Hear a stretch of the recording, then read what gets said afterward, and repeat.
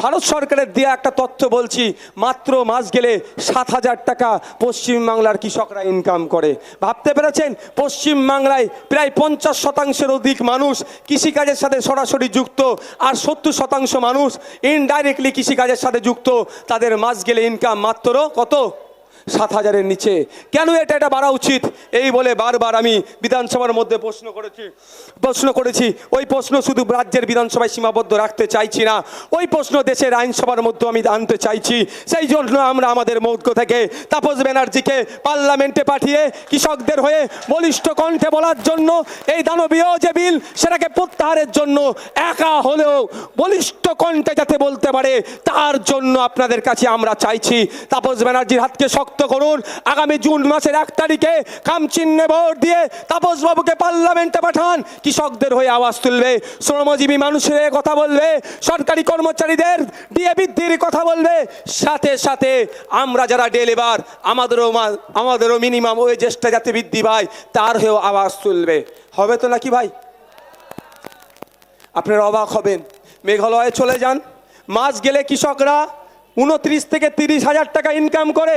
আর আমাদের ওয়েস্ট বেঙ্গলে, আমাদের রাজ্যে দেখুন কৃষকরা মাস গেলে মাত্র 7,000-এর নিচে ইনকাম করে। এই সমস্যা সমাধান করতে হবে না ভাই? হবে তো নাকি বলেন?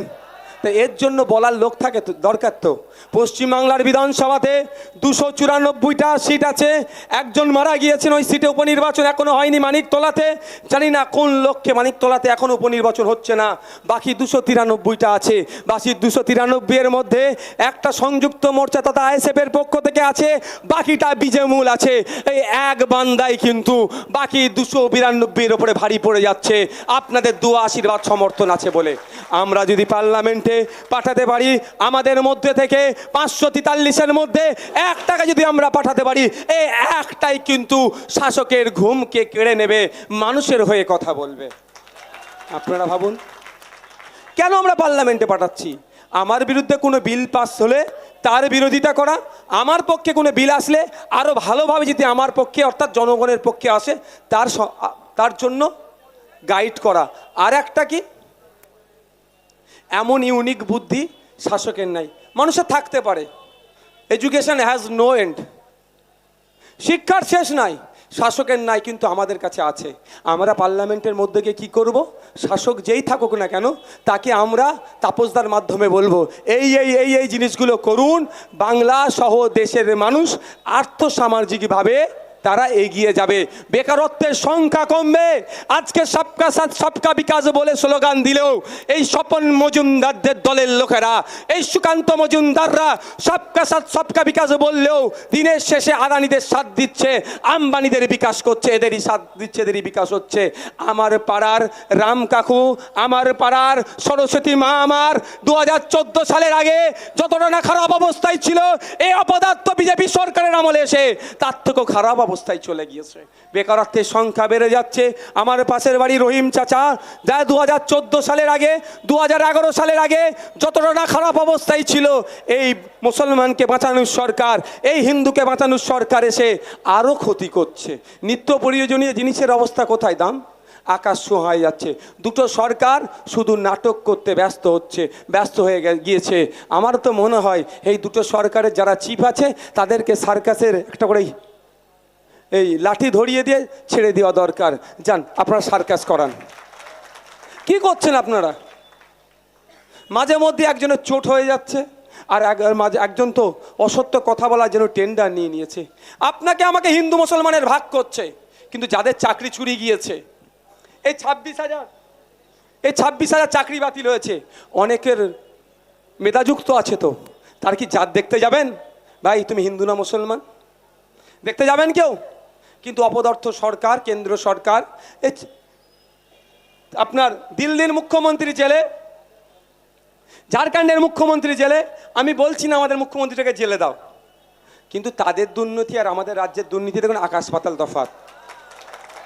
আমি বলছি না হাত ধরে হিড়ির করে দিয়ার জেলে নিয়ে যাও, তদন্তটা তো ঠিক করে করা দরকার। লিপস অ্যান্ড বাউন্স অভিষেক ব্যানার্জির কোম্পানি, সেই কোম্পানির অফিসে রেড করতে গিয়েছিল কেন্দ্রীয় এজেন্সি, গিয়ে করছে রেড তো দূরের কথা, ওই অফিসের অভিষেক ব্যানার্জির অফিসের কম্পিউটারে এর আগে ফাইল ডাউনলোড করিয়ে দিচ্ছে। এটা বুঝতে হবে না? যে দাদারা ভাবছেন, যে দিদিরা ভাবছেন এই এই আপনার কাকুলি দিদের অত্যাচারে, জোড়া ফুলের অত্যাচারে বড় ফুলকে ধরবো, একটু আপনাদের বলে রাখি, এই জোড়া ফুলের অত্যাচারে যারা বড় ফুলকে ভোট দিতে চাইছেন তাদের বলে রাখি, এই তলে তলে এরা বীজেমূল হয়ে গেছে, দুটো ফুলই এক জায়গায় হয়ে গেছে। এরা আপনার বিচার করবে না, এরা বরঞ্চ কে কত লুটতে পারে, পার্সেন্টেজ কে কাকে দিতে পারে, কে কাকে বাঁচাতে পারে, এর হিসাব এরা করছে।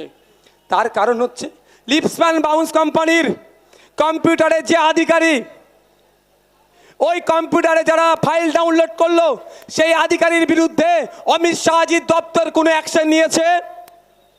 আমি এখানে অন ক্যামেরা বলছি, কোনো অ্যাকশন নেয়নি। তার মানে কি বকলমে অভিষেক ব্যানার্জির ওই কম্পিউটারে 14টা ফাইল না 15টা ফাইল ডাউনলোড করিয়ে দিয়ে এই যে তদন্তের গতিটাকে ডাইভার্ট করে দিল না, তদন্তের মোড়কে ঘুরিয়ে দিল না? কি ভাই, কি মনে হচ্ছে আপনাদের? তাহলে যে করলো অফিসার, তার বিরুদ্ধে তো বিজেপি সরকারের অ্যাকশন নেওয়া দরকার, অ্যাকশন নেয়নি। দিনের শেষে বিজেমূল।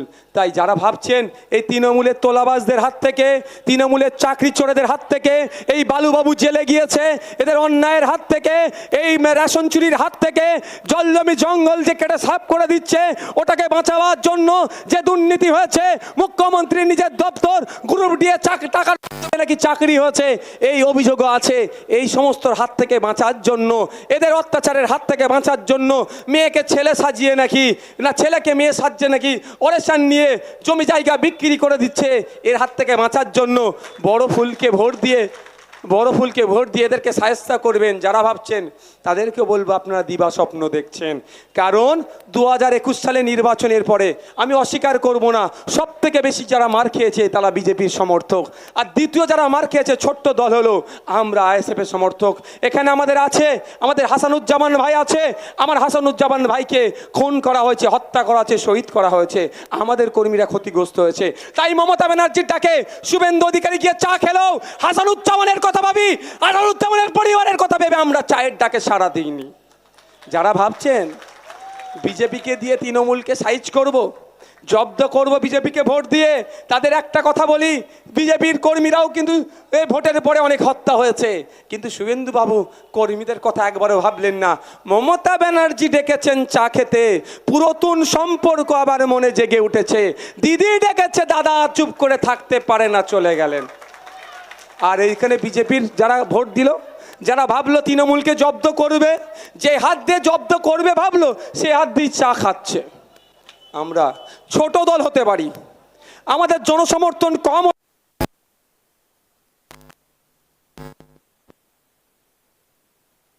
এই তটে বসে থাকা লোকেরা আমার কর্মীকে তুমি শহীদ করবে, আমার বাচ্চার তুমি বাপকে হারা করবে, আমার মায়ের তুমি স্বামী হারা করবে, আমার বোনের তুমি স্বামী হারা হবে, আমার ভাইয়ের তুমি পরিবারের সদস্যকে শহীদ করে দেবে, আমি তোমার হাতে বসে চা খাবো, ও চা আমরা খাই না। তাই বলবো যারা ভাবছেন তৃণমূলের হাত থেকে বাঁচার জন্য বড় ফুলকে ভোট দেবেন, একটু দেখুন সুকান্ত বাবু, দিলীপ বাবু, কুণাল বাবু এসি ঘরে বসে কেক কাটছেন, একজন বিজেপি, দুজন বিজেপি, একজন তৃণমূল, ওতে লাভ নাই। আসুন আইএসএফের ছায়া তলে, আইএসএফ আইনের মাধ্যমে, পেনের মাধ্যমে এমন খোঁচা দেবে, ভাঙড়ের মুকুটবিহীন বাদশা এখন জেলখানার ভাত খাচ্ছে। আগামী দিনে হবে এই যারা ওই ছেলেকে মেয়ে সাজিয়ে অরেশন দিয়ে করেছে, যে অরেশন দিয়েছে তার সইটা আছে, অন্য কাউকে চিনব না আমরা। আইনের মাধ্যমে ও বেটাকেও আমরা জব্দ করব। আমার বাবা সাদাসিধে ছিল, আমার বাবাকে গাছে তুলিয়েছো, পাখি পাড়িয়েছো, আমার বাবারও ক্ষতি হয়েছে, আমার বাবা মারা গিয়েছে গাছ থেকে পড়ে, হাত পা ভেঙেছে, তুমি আমার বাবার খোঁজ নিওনি, বছরে একটা দিন এসে অমুক অমর রহে বলে তুমি মালা পরিয়েছো, আর হতে দেওয়া যাবে না। আমার হাতে এখন অ্যান্ড্রয়েড সেট এসে গিয়েছে, আমি চালাক বলছি না, কিন্তু এই মোবাইল আমাকে কিছুটা হলেও চালাক বানিয়ে দিয়েছে। আমি দেখছি আমার দাদু শুধু জেলে গিয়েছে, আমার দাদু জেল বাড়ি করেছে, আমার বাবা জেল আর বাড়ি করেছে, আমাকেও জেল আর বাড়ি করতে চাইছেও হবে না। গাছে আমি উঠবো যখন আমি উঠতে জানি, আমার দাদুরা পাখি পেড়ে নিয়েছে, তোমার দাদুকে দিয়েছে, ও আর হবে না। আমি গাছে উঠে আমি পাখি পাড়বো, আমার কাছে রাখবো। হ্যাঁ, ওই জন্যই রাগ হচ্ছে। তুমি আমার দলিত মাকে খুব ভালোবাসছো, আমার দলিত মায়ের ছেলেটা যেটা চাকরি করবে, যে কোটা আছে, ওখানে কেন মুসলিম চাকরি করবে? ও মুসলিম বলে কি চুপ করে যেতে হবে নাকি আমাকে? অন্যায়কে অন্যায় বলতে হবে। সমাজের মা বাপেরা কষ্ট করে উপার্জন করে তাদের ছেলে মেয়েকে পড়িয়েছে, যে চাকরির কোটা আছে, ওখানে কেন উচ্চ বর্ণের লোকেরা চাকরি করবে? ও উচ্চ বর্ণ বলে কি চুপ করে যেতে হবে নাকি? তাপস বাবু তো উচ্চ বর্ণের লোক, তো চুপ করে যেতে হবে নাকি? না, লড়াই তো ওখানেই, আমাদের সংগ্রাম তো ওখানেই। এতদিন তুমি দলিত আদিবাসী মুসলমানের মধ্যে ভাগ করে রেখেছো, আমাদের মধ্যে লড়াই লাগিয়েছো, বিভাজন করেছো, আর চাকরিটা তোমরা লুটে নিয়েছো। আর হবে না। এবার লক্ষ্মীকান্ত হাসদা গাছে উঠবে, পাখিকে বেড়ে নিজের জন্য নিয়ে আসবে। বিশ্বজিৎ মাইতি গাছে উঠবে, নিজের জন্য পাখি পেড়ে নিয়ে আসবে। নওশাদ সিদ্দিকী গাছে উঠবে, নিজের জন্য পাখি পেড়ে নিয়ে আসবে। তাপস বাবু গাছে উঠবে, নিজের জন্য পাখি পাড়বে। তবে আমরা হাত ছেড়ে দেওয়ার পক্ষে নয় ভাই, আমরা হাতকে ধরার পক্ষে। তুমি যদি মনে করো আবার আমার দাদুদের মতো সরল সহজ পেয়ে আমাদের বোকা বানাবে, ও দিন গুজার। হাতে এখন অ্যান্ড্রয়েড সেট আছে, তোমরা দিনের শেষে এক জায়গায় বসে চা খাচ্ছ আর আমাদের মধ্যে মারামারি লাগিয়ে দিচ্ছ, ও আর হতে দেওয়া যাবে না। আমরা তোমাকে গাছে না উঠতে পারলেও গাছে ওটা শিখিয়ে দেব, বুঝতে পারছেন না? গাছে ওটা শিখিয়ে দেবো।